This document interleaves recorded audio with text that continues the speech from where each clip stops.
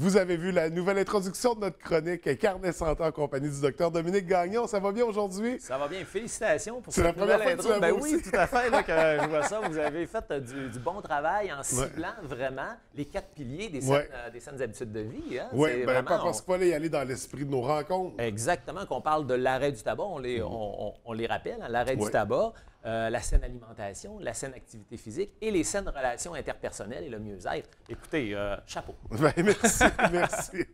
Écoute, de quoi est-ce qu'on va discuter aujourd'hui? Aujourd'hui, on a plusieurs choses à discuter. Je dirais qu'il y aurait 3 sujets là, principaux. On va revenir un petit peu sur les événements qui ont eu lieu en fin de semaine par rapport, entre autres, à la Grande Marche. OK?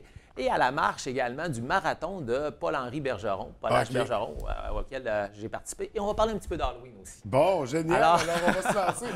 On va y aller tout de suite avec la Grande Marche qui finalement a eu lieu en fin de semaine et qui, malgré tout, il n'a pas fait tambour, mais on parle de 3000 personnes, je crois, qui étaient, ou 3500 personnes, je ne suis plus certain des chiffres. Écoutez, sous la neige, sous la neige et la pluie, de voir à Jonquière regrouper 2500 personnes dans des conditions climatiques. Attention.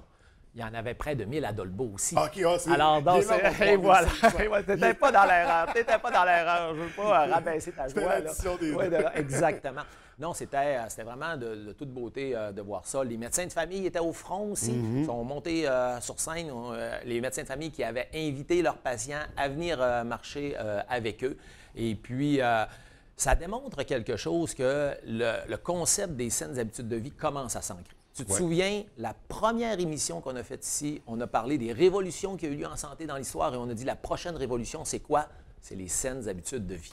Et puis là, quand on dit révolution, il ne faut pas être tout seul dans son coin à en parler. C'est quand les gens se regroupent et manifestent pour ça, ils ont le goût qu'on mette de l'avant les saines habitudes de vie. Et ça a été un bel exemple. Beau temps, mauvais temps. Avec du beau temps, on aurait peut-être eu plus de monde parce que, tu sais, il y a des gens qui sont plus frileux par rapport à ça, puis ça prend du temps avant que le mouvement s'enclenche. Mais il reste que 2500 personnes. À la pluie, à la neige, on était transis, il y avait des enfants. On dit non, on marche pour les saines habitudes de vie, puis on le fait pour notre santé en même temps.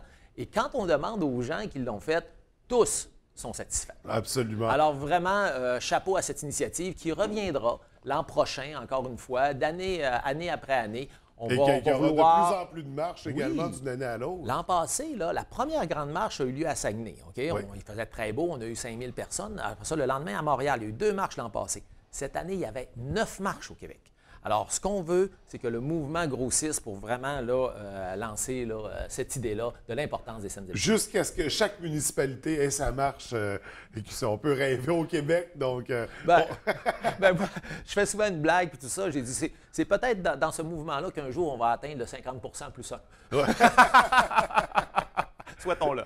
Oui, absolument. Donc, un beau déroulement pour la Grande Marche. On voulait parler d'un autre événement aussi. Mais cela dit, c'est pas l'exploit, là, je vous dirais, la Grande Marche, c'est pas l'exploit de la fin de semaine.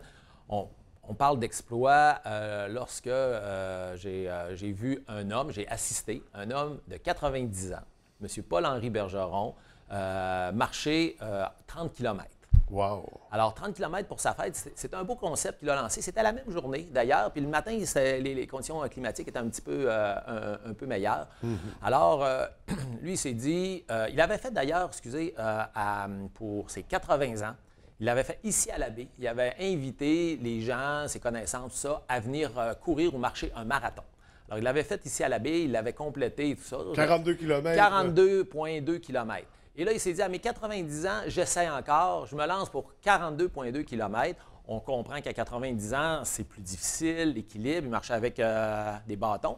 Cela dit, il aurait complété son marathon, sauf que la réception étant le soir à 17 h, il fallait qu'il ait complété.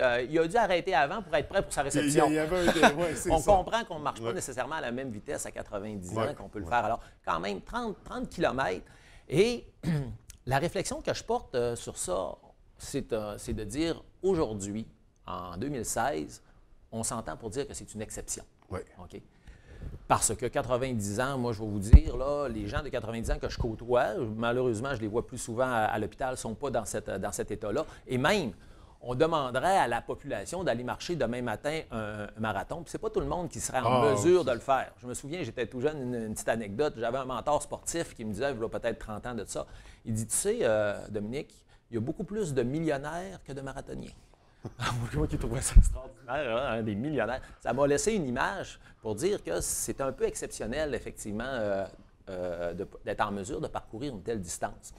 Et pour poursuivre ma réflexion en ce sens-là, c'est de dire, oui, en ce moment, c'est exceptionnel, mais si on prend un jour le virage des saines habitudes de vie, comme ce monsieur-là, Paul H. Bergeron, qui est un homme qui est non-fumeur, okay, qui est un homme qui, visiblement, de par sa silhouette, se nourrit bien, qui est quelqu'un qui a toujours été impliqué au niveau de l'activité physique. Il a organisé, entre autres, la course des Pichoux, mais sans être un super athlète. Là. On ne parle pas de super athlète du tout. Il y a trois ça. Alors, les trois premiers piliers, hein, il ne fume pas, saine alimentation, saine activité physique. Et finalement, j'ai compris le quatrième pilier en l'accompagnant cette journée-là.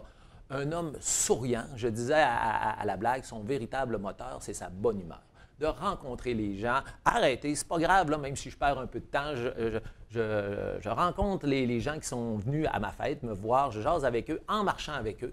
Alors, c'était vraiment la quintessence, je vous dirais, des saines habitudes de vie que ce marathon Paul H. Bergeron, qui, je l'espère, un jour, on va pouvoir dire que c'est accessible à tout le monde. Et je crois que c'est accessible à tout le monde.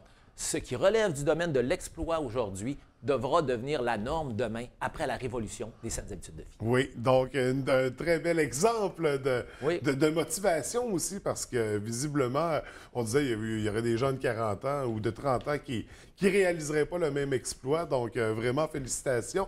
Et là, on va y aller très rapidement en terminant, parce qu'on a presque plus de temps. On voulait parler rapidement de l'Halloween, parce que ça embarque dans la thématique des saines habitudes de vie. Mais tout à fait, L'Halloween, c'est pas juste des bonbons. Mais non, tout à fait.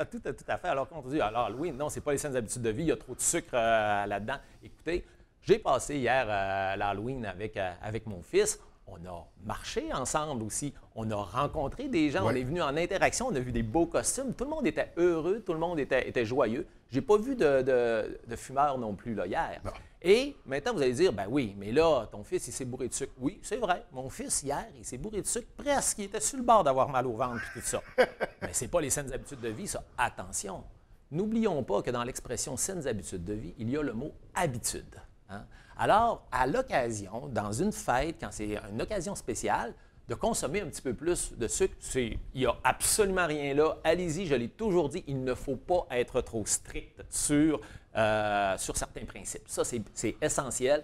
Alors, mon fils a pu prendre des bonbons, il s'est réjoui, tant mieux. Les enfants aussi. Maintenant, qu'est-ce qu'on fait avec la gestion de ça? Bien, écoute, je pense que maintenant, c'est une responsabilité parentale aussi de ne pas continuer à donner du sucre de cette quantité-là à chaque jour, de ne pas en faire une habitude. Alors, les bonbons, on les cache. Si l'enfant demande peut-être un petit peu, on ne les met pas à la vue. On met plutôt une belle corbeille de fruits et on propose des saines collations à partir de maintenant. Donc, voilà, on peut passer l'Halloween et gâter nos enfants sans avoir trop peur. Surtout pas. Le but, c'est de ne pas en faire des habitudes. Et donc, voilà. Écoute, c'est des chroniques très intéressantes. Encore une fois, ce matin, on se revoit mardi prochain. Est-ce qu'on sait déjà de quoi on va discuter?